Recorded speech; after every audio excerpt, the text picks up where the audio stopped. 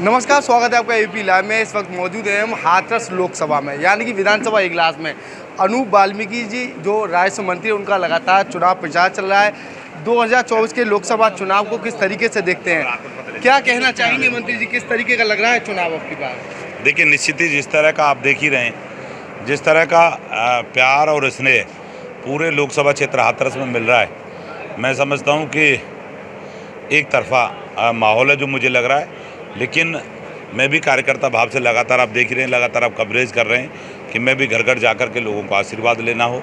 और निश्चित ही मुझे भी ये दिख रहा है कि जिस तरह का इनका प्यार स्नेह मुझे मिल रहा है, मैं समझता हूँ कि उत्तर प्रदेश में एक अच्छी जीत हाथरस लोकसभा पर हो। मिनी चपरौली कहा जाता है लोकसभा हाथरस, आरएलडी का किस तरीके का समर्थन मिल रहा है? देखिए, निश्चित ही इसमें कोई दो राय नहीं कि इंगलास हो चाहे खैर हो, इसको मिनी छपरौली कहा जाता है। लेकिन भारतीय जनता पार्टी ने यहाँ से दोनों बार, पिछली बार भी, उससे पहली बार भी भारतीय जनता पार्टी के प्रत्याशी रहे। लेकिन हमारे साथ राष्ट्रीय लोकदल के हमारे अध्यक्ष आदरणीय जयंत चौई साहब अब हमारे साथ हैं।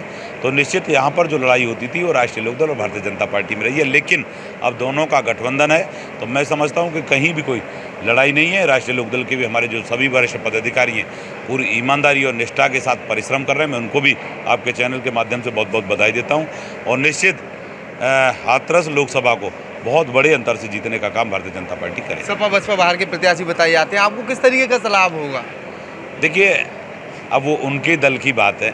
मैं समझता हूँ कि ठीक है, उन्होंने टिकट दिया, उनका स्वागत है। लेकिन जो मुझे बताया गया है कि जो सपा ने टिकट दिया है वो सहारनपुर के रहने वाले हैं, और जो अपने बसपा से टिकट दिया है वो रहने वाले हैं आगरा के।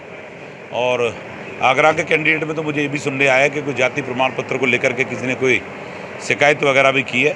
तो निश्चित ही ठीक है, चुनाव लड़ने का हर दल को अधिकार है, वो उन्होंने टिकट दिया है, वो उनका स्वागत। विपक्ष का कहना है आप 400 पार का नारा लगा रहे हैं, अगर 400 पार की जगह 500 पार भी आप लगा सकते हैं, कम जरूरत पड़ी तो आप पाकिस्तान से भी ला सकते हैं, ऐसा विपक्ष कह रहा है। किस नज़रिए से देखते हैं? देखिए, हम नारा नहीं लगा रहे, ये आपको ये समझना चाहिए कि ये वही भारतीय जनता पार्टी है जिसने उत्तर प्रदेश में 2014 में 80 में से 73 सीट लोकसभा की सीट जीतने का काम किया, एक बार। उसके बाद 2017 में विधानसभा का चुनाव आया।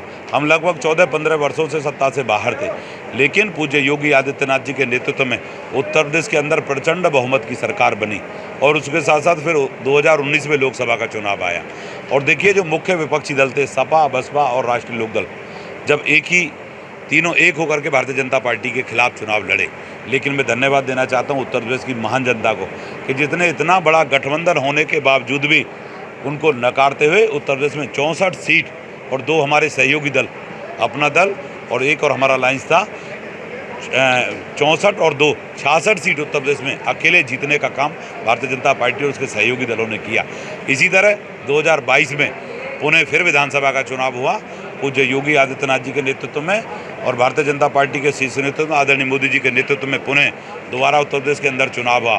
और 37 वर्ष बाद जो किसी दल की दोबारा सरकार रिपीट हुई है, प्रचंड बहुमत के साथ भारतीय जनता पार्टी और उसके सहयोगी दल ने उत्तर प्रदेश के अंदर पूज्य योगी आदित्यनाथ जी के नेतृत्व की सरकार पुनः दोबारा बनी। और अब 2024 का लोकसभा का चुनाव है। मैं आपको पूर्ण आश्वस्त कर देना चाहता हूँ कि जो आप कह रहे हैं ना कि पाकिस्तान से लाएंगे, 400 नहीं, हम 400 से भी अधिक सीट जीतने का काम।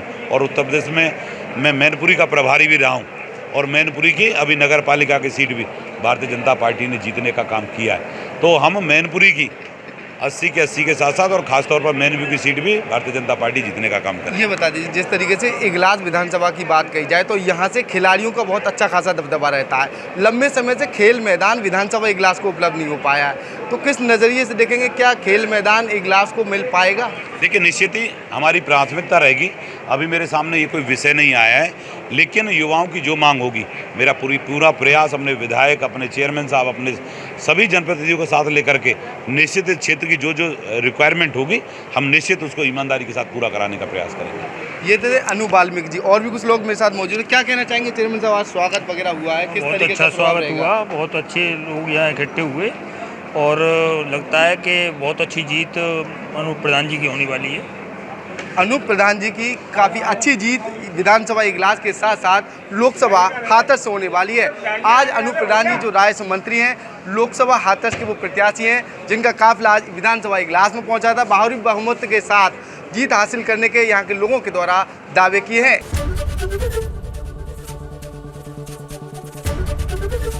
एबीपी गंगा, खबर आपकी, जुबान आपकी।